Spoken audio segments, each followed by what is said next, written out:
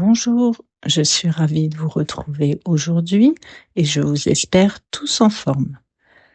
Dans cette nouvelle vidéo, je vais vous parler de l'autonomie et de l'indépendance, qui sont pour moi deux principes qui pourraient nous paraître identiques, mais qui pourtant sont bien différents. Et j'espère vous apporter dans cette vidéo une petite réflexion intéressante sur vos aspirations à être ou devenir autonome ou indépendant.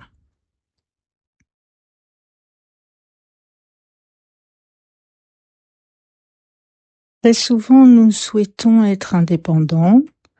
On nous a aussi beaucoup inculqué dans nos éducations qu'il faut être indépendant dans la vie. Et on nous fait grandir dans ce but-là. Mais l'indépendance, malheureusement, nous amène vers un chemin de solitude souvent. Car être indépendant nous coupe de l'extérieur. Être indépendant, que cela soit financièrement, mentalement ou physiquement aussi, c'est faire tout seul, sans demander d'aide ou de conseils à l'extérieur. Trop souvent dans nos éducations, on nous dit que le but est toujours de faire seul, d'y arriver seul, sans aide ni conseils extérieurs, d'avancer en étant indépendant. Mais il est bon de comprendre que nous sommes tous interconnectés, que l'humain est un être social et que nous sommes tous un outil que la vie utilise pour éveiller, guider ou même soutenir autrui.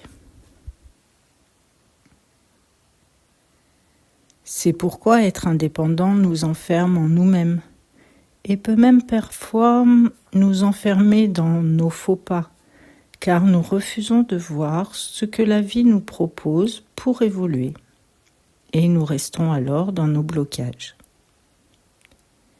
Effectivement, comme je le dis souvent, on a déjà tout en nous pour réussir, ou nous avons tous les capacités de nous réaliser.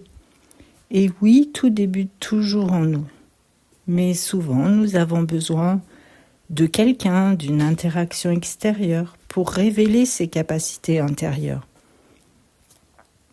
Il peut donc être néfaste à notre accomplissement de se refermer sur soi-même.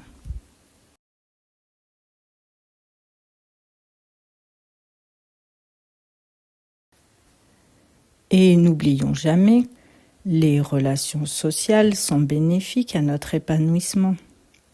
L'extérieur vient souvent révéler ce que nous sommes au fond de nous et souvent ce que nous avons en nous et qui mériterait d'évoluer.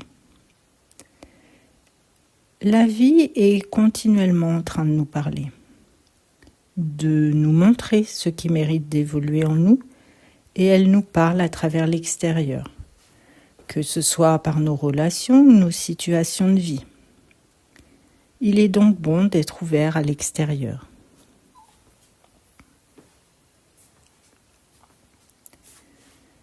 Savoir écouter l'extérieur ne veut pas dire être influençable et suivre tous les conseils, mais c'est plutôt savoir ce que cela vient dire de nous. Et parfois, l'extérieur peut être aussi une bonne source de conseils. Il est bon de comprendre aussi que le but est de s'épanouir soi-même, de trouver nos capacités pour ensuite aller les partager avec le monde. Si nous avons des capacités ou des connaissances dans un domaine particulier, la finalité est de les partager avec les autres.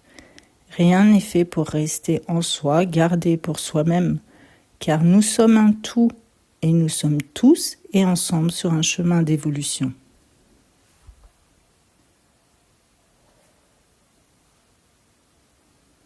Concernant l'autonomie qui permet, elle, un meilleur équilibre de vie, nous place plus dans la compréhension que la vie nous apporte donc constamment ce que nous avons pour évoluer. Être autonome ne nous soumet pas à l'extérieur. Il ne s'agit pas de subir. Avec l'autonomie, nous restons alignés à nos valeurs. Et l'autonomie, contrairement à l'indépendance, permet d'aller ponctuellement demander de l'aide ou un conseil à l'extérieur. Car avec l'autonomie, le but est de trouver les solutions, mais pas forcément seul en se débrouillant comme on peut.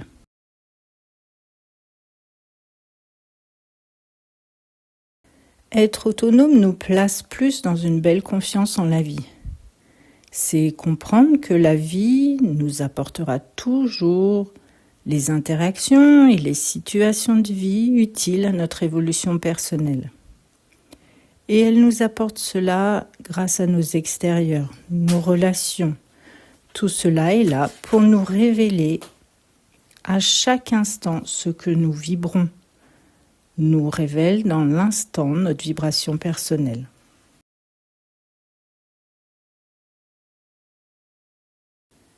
Être autonome, c'est savoir vivre en interaction avec la vie. Savoir et comprendre ce qu'elle nous propose à chaque instant.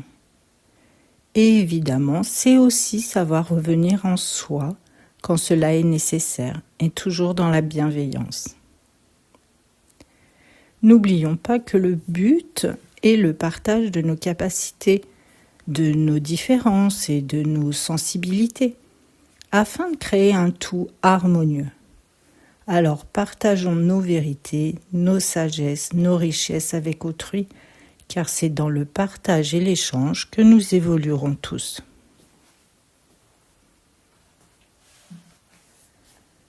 Voilà pour cette vidéo, j'espère vous avoir apporté une petite réflexion utile. Si vous avez des questions ou envie d'échanger sur le sujet, vous pouvez utiliser les commentaires de cette vidéo.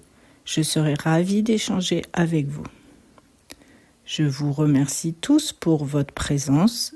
Merci à ceux qui me font confiance pour les accompagnements que je propose. Merci à tous pour vos interactions et vos partages de vidéos. Merci et surtout prenez soin de vous.